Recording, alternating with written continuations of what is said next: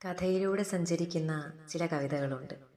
അവ വായിക്കുമ്പോൾ നമുക്ക് അനുഭവപ്പെടുന്നത് അതിന് പ്രത്യേകമായ ഒരു വൃത്തതാള ഭംഗിയോ കവിതാംശമോ ഒന്നും ഇല്ലെങ്കിൽ കൂടിയും കാര്യമാത്ര പ്രസക്തമായ ചില ജീവിതങ്ങളുടെ പച്ചയായ ആവിഷ്കാരമാണ് എന്ന് തോന്നാറുണ്ട്. അങ്ങനെ ഈ ഇടയ്ക്ക് വായിച്ച, അല്ലെങ്കിൽ 2 ദിവസം മുന്നേ വായിച്ച സുനിലൻ കായലരികത്തിൻ്റെ 5 രൂപ എന്ന് പറയുന്നൊരു കവിതയുണ്ട്.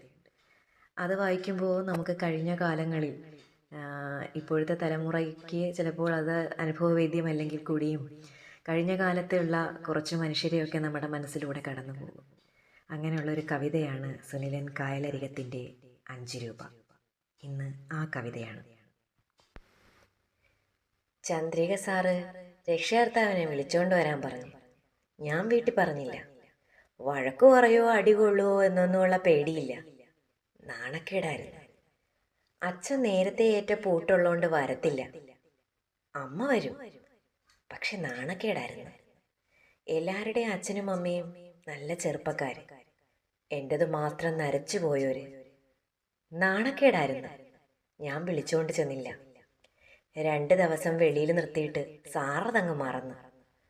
10ലെ പരീക്ഷയ്ക്ക് ഉച്ചയ്ക്ക് ഉണ്ണാൻ വീട്ടിൽ ഓടിച്ചെല്ലണ്ടാവെന്നും പറഞ്ഞ് അമ്മ 5 രൂപ തന്നു വിടും. 2 പരീക്ഷയാണ് ഒരു ദിവസം. 5 രൂപയ്ക്ക് സ്റ്റാർ ഹോട്ടലിൽ നിന്ന് 2 പൊറോട്ടയും സാമ്പാറും കിട്ടും. കണക്ക് പരീക്ഷയ്ക്ക് അമ്മ കാശ് തന്നില്ല. ഇല്ലാത്തോണ്ടാണ്. ചവിട്ടിത്തുള്ളി സ്കൂളിലോട്ട് പോയ എന്നെ തിരക്കി ആരാണ്ടോട് കടം മേടിച്ച 5 രൂപയും കൊണ്ട് ഒരു നരച്ച തല പരീക്ഷാ ഹാളിൻ്റെ വാതുക്കൽ വന്നു. നാണക്കേടുകൊണ്ട് ഞാൻ ആകെ ചൂളിപ്പോയി. രാവിലത്തെ പരീക്ഷ കഴിയുന്നവരെ 5 രൂപയും കൊണ്ട് അവർ വെളിയിൽ നിന്നു. ഒന്നും എഴുതാൻ പറ്റിയില്ല. ഒന്നാമത് കണക്ക് ഒന്നും അറിയത്തില്ല. അതിൻ്റെ കൂടെ ചന്തിക്ക് മണ്ണ് പറ്റിയ മുണ്ടും ചൗണ്ട നേരിയതും കക്ഷം കീറിയ ബ്ലൗസും കറുത്ത നിറവും നരച്ച തലയും മുറുക്കാൻ തിന്ന് ചുമന്ന പല്ലും മാത്രം ഓർമ്മയിൽ നിന്ന്. നിങ്ങൾ എന്തിനാ തള്ളേ വന്നേന്ന് ഞാൻ കിടന്ന് ചാടി. അവര് കാശ് തന്നിട്ട് തിരിച്ചുപോയി. 10 ഞാൻ ജയിച്ച്. പക്ഷേ പറ്റിയ തെറ്റോർത്ത് ഇന്നും തോറ്റുപോകുന്നമ്മോ.